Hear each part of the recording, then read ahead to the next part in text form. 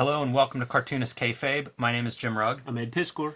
I'm pretty excited, Ed, to look at David Mazzucchelli's leaves mainstream comics and comes up with Rubber Blanket. We're going to look at one of the best-known pieces from Rubber Blanket today, Big Man. But before we do, tell us about Red Room. Murder on the Dark Web for Fun and Profit is the name of the game in the Red Room comic book series, my latest effort from Fantagraphics. The first issue is out, triple the size of your average comic, but not triple the price. And they are going quick. So if you see one, scoop it up because we're going to have to reprint these things pretty soon. It's going to be coming out on a monthly basis. We have issue 2 off to the presses as we speak. And you should get put on your pull list. Every issue completely self-contained. So if you see an issue, grab an issue. And if you want to read the comics ahead of time, hit up my Patreon. Patreon.com/EdPiskor. $3 will get you the archive there. Have well over 100 pages up as we speak. New strips up every Tuesday. All that stuff you could find in my link tree in the description below. Street Angel Goes to Juvie. One of the I'm continuing a look at these hardcovers that Image published of Street Angel. Some of my favorite books I've ever designed with these elaborate end pages. Just a very fun thing to work on. In this case, Street Angel, the homeless ninja on a skateboard, gets arrested, sent to Juvie. Just a matter of time before this was sort of an inevitable fate for her, I think. But you can find this, you can find how I make comics, the original art from these books, and a lot of my process on patreon.com/JimRugg. So pick up Street Angel Goes to Juvie at your favorite comic or bookstore, and follow me on patreon.com/JimRugg. But Ed, we are here today to talk about the one half of the creators of Batman Year One, of Daredevil Born Again, and then he decides he's had enough of the mainstream comics machine. He can do whatever he wants essentially at that point. He goes out and starts his own one-man anthology, although I guess he invites some of his friends, but this is David Mazzucchelli's book, and oversees the production of it. Absolutely beautiful. The name Rubber Blanket referring to the printing technique of actually using the rubber blanket to put ink onto the printers. So you can tell he's invested in that part of it. This is a guy who's hands-on. We read a comics journal excerpt of him, and he talked about how you want to be the last person to touch that art before it goes off to the printer. So a guy who knows what he's doing and has some very specific ideas, and that's what Rubber Blanket was, a chance to see him express those ideas. In that same set of interviews, he was talking about his love of Raw Magazine, oversized book we have right here. We have a lot of other sort of foreign talent. Yeah, you know what? I'll actually flip through as we get to Big Man, just to give an example of what an issue of Rubber Blanket looks like. And each one's a little bit different from issue to issue, but like you say, Ed, it is this anthology format. Raw Magazine, probably a good reference point. And you can see he's bringing other artists in, to kind of create that anthology Raw Magazine atmosphere. This issue is the issue that was available whenever the Palmer's Picks came out. So it was one of those things like when we were young, establishing our education in comics. You don't know what you don't know, right? So who the fuck knew that Rubber Blanket was a thing until Uncle Tom Palmer gave us the scoop. That's how I learned about it. And this was the one that was available because even in some of the stuff that you saw there where it showed the front covers of the earlier Rubber Blankets, it said sold out. So like those things were not available at the time. Scooped this one up as soon as I ran to the comic shop after checking out that Palmer's Picks. Got it put on my pull list. Couldn't wait for issue 4. How's that wait going? Still waiting. Yeah, by the way, I would buy that one if it comes out tomorrow. It did come out. It's called Asterios Paulo. So today we're going to focus on Big Man, the longest story that ran in any issue of Rubber Blanket. Context I'll provide for it right off the top is Barry Windsor Smith's Monster. Sure, yeah. This is often compared to the Hulk. Mazzucchelli's described it as being more fairy tale-like in his mind, so keep that in mind as we go through. It's a relatively simple story. What happens is these kids are playing on the beach whenever they discover a giant tied to a raft that has washed ashore near them, and kind of changes their life. Yes, man. What do you do whenever you're a kid and you find a giant tied to a raft? You notify your parents, who get the adults in the community to come out, and they're not sure what to do either. He's trying some things here, man. Like, you got this, like, depth of field thing happening, and, does it work? Does it not? It sort of gets lost a little bit, but he's trying some things, man. Like, you need to see what it looks like in print to see if you're going to, like, do this again. I would bet you if we talked to him, he wouldn't do this again because the character really does get lost with the textures of the water there. but you got to figure that shit out on your own. Works better here with like a truck following a truck. It's pretty clear. This one not as clear. Yeah, something inanimate, like if you have like an organic form, like figures. I think you need to spell them out a little bit more. But who the F am I? This is Mazzucchelli we're talking about. All the kids run away. Whenever they see this, they're not sure what to do. He's still alive. They poke him with a stick and he makes a noise, so they run off to get their parents. They leave the girl behind, which sets off some of the parents. Like, what were you thinking, leaving her alone? She develops a connection with this character. Yeah, the physiognomy of her face, specifically her teeth right there, kind of let you know where she's at with things. That's very true. And watching at home, like, keep an eye on all of that, because this was one of those early alternative comics for me. Mm-hmm. And the way he draws in this and makes marks and makes faces and eyes and mouth, really different than anything I had ever seen up to this point. And I knew what he could do. Yeah. I had seen Batman and Daredevil. I knew that he could draw anything. He's one of the best guys to come out of that Marvel DC style. And these choices were deliberate, therefore. And it was up to me to try to figure out why. He really, inspired a generation of cartoonists. Like, I think of, Nick Bertozzi and that era of, Jeff Mason alternative comics, brand comics. Yes, definitely. Comes from this influence here. Down to the kind of sepia inks and things, like not using or being beholden to a black line.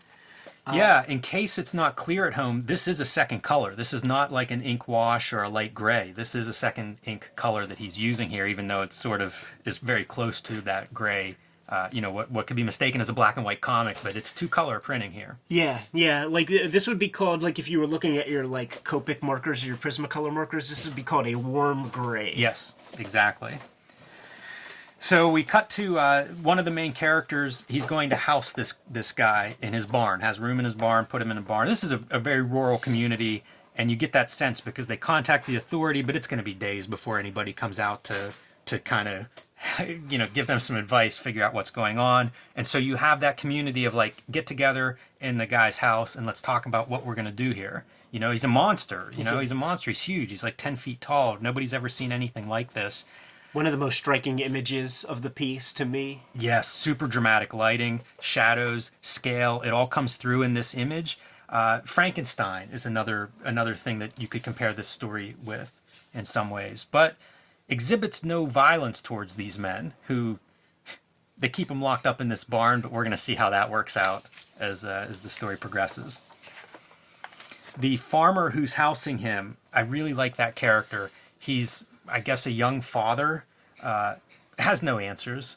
At one point he talks about his dad dying, and it reminds me of the Coen brothers, No Country for Old Men, when Tommy Lee Jones talks about his father, he's now older than his father was or whatever. In this case, this character talks about being taller than his father was, but still feeling not an adult, he doesn't really know how to manage these things. But the big man, they give him something to write on, and he writes down a bunch of symbols that they don't recognize. Pretty fun the way Mazzucchelli characterizes this guy. Yeah. He's alien, he's other, he's definitely not from these people's world. Yeah, the whole raft situation, it creates so many questions. You would just, some stuff happened before this guy showed up, man. Yeah, and also, somebody tied him to that raft and sent him away. Exactly. This could be a terrible, terrible thing, and way towers over all these dudes. They're not stopping him if he decides he wants to do something. Yeah, he's the runt of the litter. So puts a little padlock on the door whenever they leave him in there. Feed him and stuff. Everybody's civil, but it's still just what do you do? I mean, we have a giant in our barn 20 feet from where my kids are sleeping. And you see his daughter is Rebecca, the girl who stayed behind whenever they were on the beach. And, I don't know, seems to be developing a relationship. So he's watching the guy eat, seeing nothing aggressive. And it's a week's worth of food. Oh, yeah. This guy has to eat every single day, man. That's a family. That looks like the one nice family feast, maybe a Sunday afternoon family feast. Right. Yeah, that's a lot of food. But after he eats, he says, come on out, follow me. Tries to gesture with him, some communication. And again, anytime you get a sense of his scale next to a person, I really like that stuff. Some of the things that Mazzucchelli's able to do as a master cartoonist. and he puts him to work, pulling tree stumps out and stuff, replanting some of these trees, and it's no big deal to Big Man. Yeah, He man. just yanks this stuff out. Normally, you need a tractor and a team. One guy. But here's an example of those faces that I was talking about. Like, that's a really strange everything. Face, nose, mouth, eyes. A lot of weird features. Hamburger.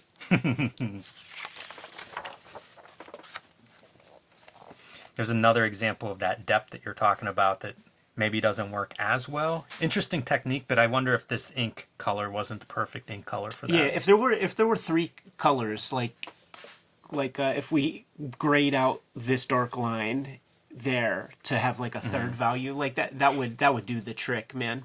But check this out, we're putting a guy to work and stuff, and that ponytail sells us on civility or something. Like he's cleaned up some. He's getting used to the. Yeah, you're right. He's getting used to the daily routine. They're making him clothes.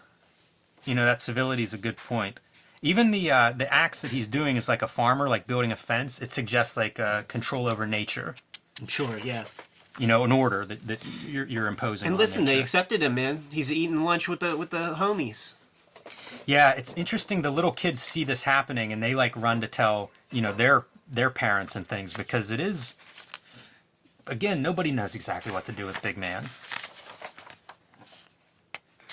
And then taunting Rebecca, whose face, how much does this face resemble Big Man's face? It does, from yeah. like 2 pages back. Yeah, for it's sure. really close. You wonder if physically there's some connection between those two characters. Right. Not in like a DNA sense, but in like their bond. Yeah.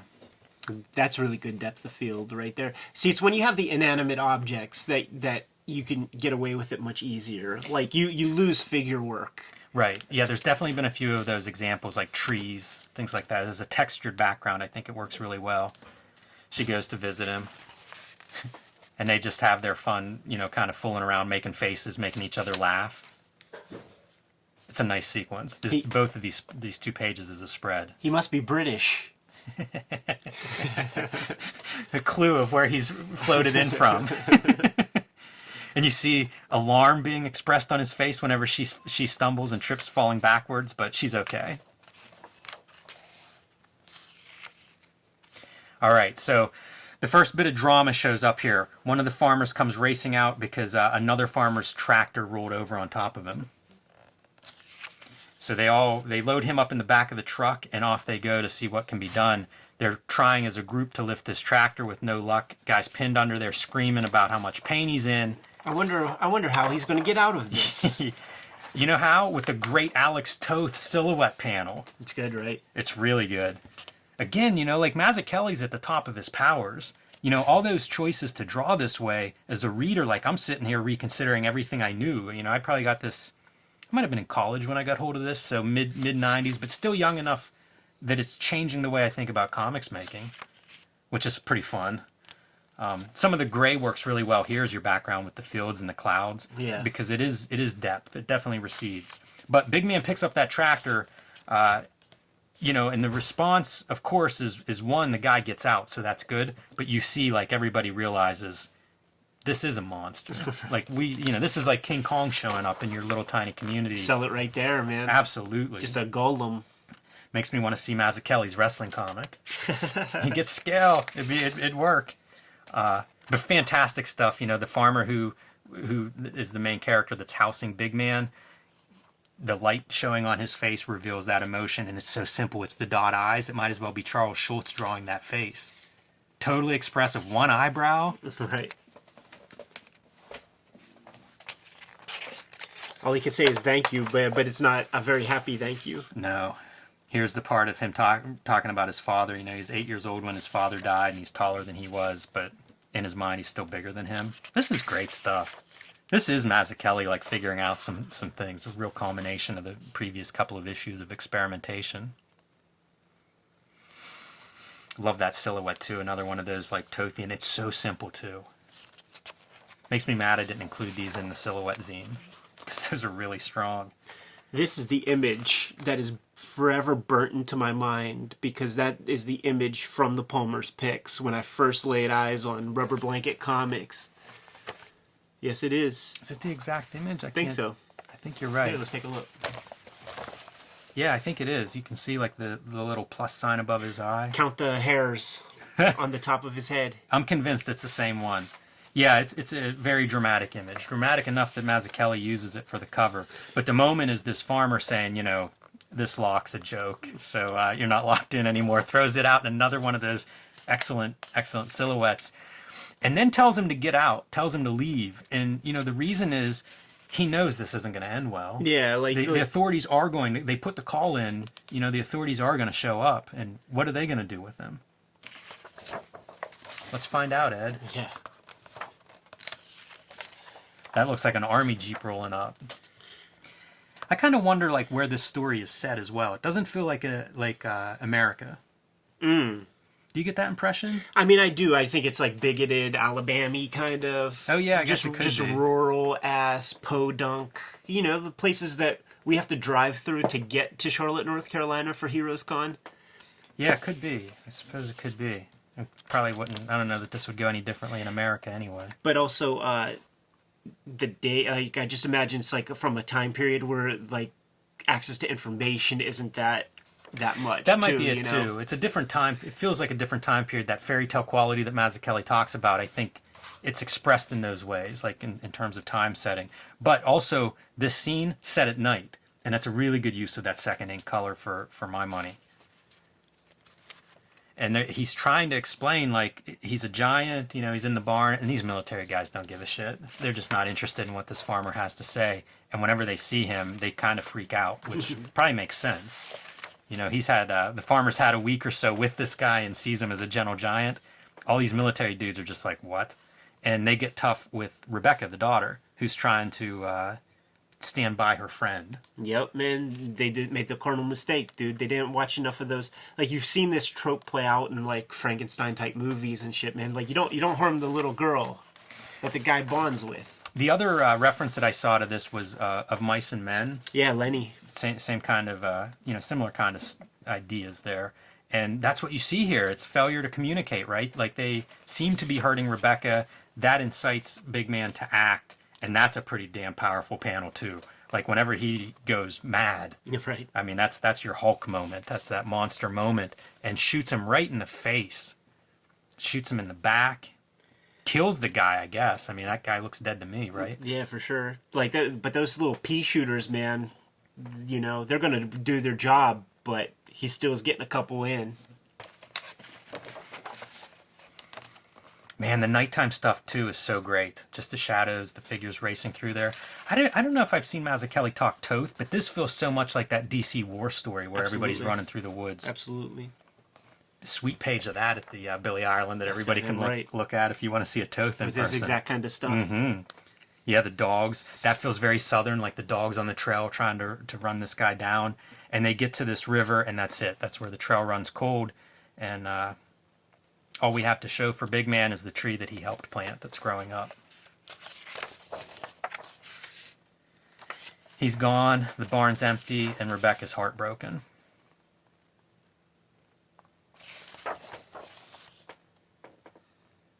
She signs us off with the sawed-off gimmick.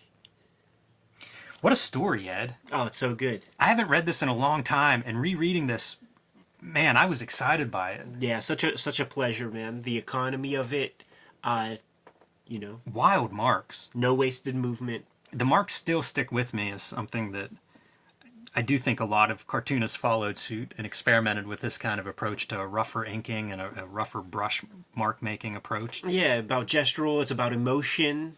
It's about feeling rather than, you know, drawing an exact Jeep Cherokee or something. He was doing stuff with Kodansha. There was a time period around here where there were like 4 or 5 American artists that Kodansha was working with. And I wonder, like, what's he pulling from what he sees in manga as well? You know, like, these guys that are so inventive visually, I always wonder, like, what are they looking at? Where are they getting these ideas? What are they seeing that, you know, I don't see, but it's coming through in their work? You know, it's funny you say that, man, because at first I was like, you know, aesthetically, in terms of drawing, like the figure work and stuff, probably like 0. But you go to almost any of these pages, and they're manga pages. big splashes, nonverbals. Definitely meant to view visually. And like I said in the beginning, it's often, compared to like a Hulk story, but feels a bit different. I think tone wise, there's a lot more going on here than a I don't know, Hulk homage superhero kind of story. Yeah, of course. Like it's steeped way more in the literary, the Of Mice and Men than Incredible Hulk, just because the format is the same or whatever. But there's a lot more heart to this, man. Show me a Hulk comic that has this kind of heart in it. Yeah. Man, there are stunning 2-page spreads throughout this, too. So, pretty fun comic. Certainly, we are not done looking at David Mazzucchelli work, but I do think this is a pretty good bridge for people that know him from Batman Year One and Daredevil, and maybe don't know Asterios Polyp as much, or City of Glass, another one that I'd be interested to take a look at that is actually, I think, from around this time period. So, a really inventive artist, and I think you see a lot of that inventiveness coming together in this particular story. Absolutely, man. Fun to look at. Very happy to reread it. I'm good if you're good. I am. Kayfabers, like, follow, subscribe to the YouTube channel. Hit the bell. We'll notify you when new vids are available. Jimmy, what's out there? Join me on patreon.com/JimRugg, where you can see my own experimentation in out-of-print zines and mini-comics that you can download, and original art and notes and process posts. Basically how I make comics the way I make them, patreon.com/JimRugg.